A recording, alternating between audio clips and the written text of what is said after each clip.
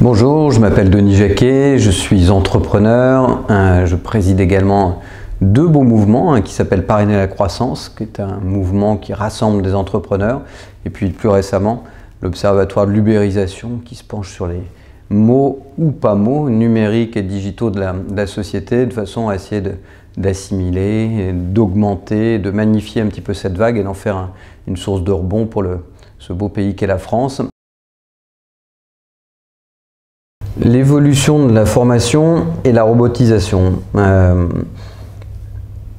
C'est un sujet qui a un gros rapport et en même temps qui peut avoir un lien assez distendu. Parce qu'effectivement, la robotisation ne va pas non plus tout changer. D'abord, il faudra dans un premier temps que quelqu'un les fabrique, ces robots, donc ça va heureusement laisser encore un tout petit peu de place à quelques êtres humains, sélectivement sélectionnés, c'est le cas de le dire. Mais je pense que, d'abord les organisations vont changer fondamentalement parce qu'elles vont être attaquées, et on le voit aujourd'hui par l'ubérisation, par de nouveaux acteurs. Donc la première chose, c'est quel va être l'impact de cette digitalisation, avant même la robotisation, sur le fonctionnement des grosses organisations, des grosses institutions, jusqu'à l'État. Puisque si à un moment donné on rentre vraiment dans une zone très collaborative, on peut estimer que demain, est-ce qu'on a besoin d'un État si les gens savent faire entre eux ce qui est nécessaire de faire au quotidien? Bon, j'exagère un peu, mais on peut imaginer effectivement une espèce de pouvoir plus démocratiquement réparti, parce que la technologie, les usages, la culture sera transformée là-dessus.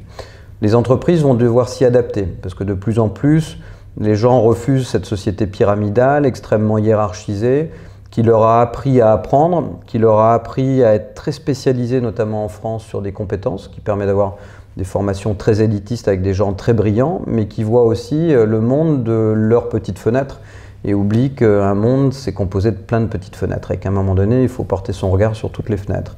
Donc la formation va changer parce que les gens vont changer.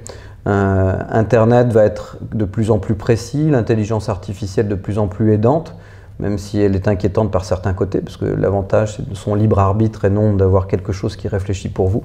Ça c'est un petit peu inquiétant.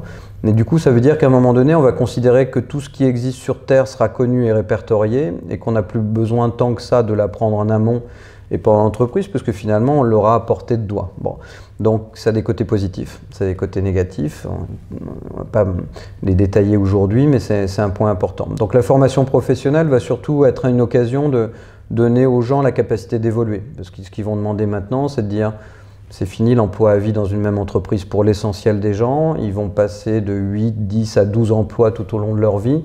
Donc ce qu'on doit leur apprendre en priorité, c'est de s'adapter et d'être capable de générer des compétences adaptables et transposables et transportables dans d'autres entreprises. Donc ce qui va vraiment être important, c'est que l'éducation initiale, scolaire, jusqu'au bac, si le bac existe encore, s'il a encore une justification à un moment donné, sera surtout d'apprendre aux enfants d'être adaptables, parce que c'est une société qui va évoluer de plus en plus vite, qui est très adaptable, qui ne tire pas un trait sur le passé, parce que s'ils oublient un jour d'où ils viennent, ils accepteront très facilement de devenir ce qu'ils ont, sans le savoir, pas envie d'être. Et dans les entreprises, on va avoir des gens qui viennent pour des projets, qui viennent pour une motivation particulière et qui seront capables de repartir si les projets ne sont plus là.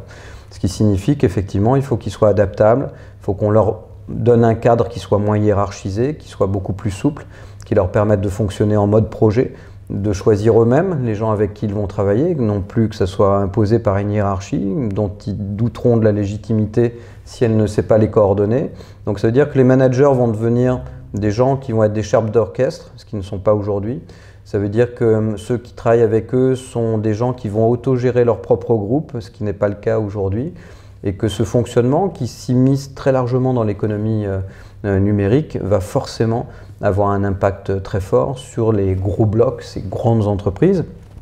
Après, la grande question, c'est est-ce que ces petites boîtes du numérique qui deviennent des monopoles gigantesques le lendemain ne vont pas eux-mêmes recopier les modèles d'avant? Oui, en partie, ils le copieront un peu, on le voit, hein. Google, c'est une grosse boîte et elle est aussi pyramidale, et d'ailleurs elle innove moins aujourd'hui, elle investit beaucoup mais elle innove moins. Et puis de l'autre côté, les grandes organisations sont en train de s'adapter progressivement, et d'ici 2040, je pense que même dans les 10 prochaines années, ils auront changé énormément. Donc voilà, je pense qu'on va devoir surtout apprendre à s'adapter, à collaborer différemment, et du coup à être encadré par des gens qui savent vous faire collaborer de façon la plus efficace. Mais à nouveau, on va détruire une société certainement très hiérarchisée, très pyramidale, pour devenir un petit peu plus horizontale, mais pas totalement. Parce qu'on imagine que tout va s'horizontaliser. On a toujours beaucoup de délires très extrêmes sur ce qu'on voit arriver comme une petite pousse et dont on fait tout de suite un grand arbre.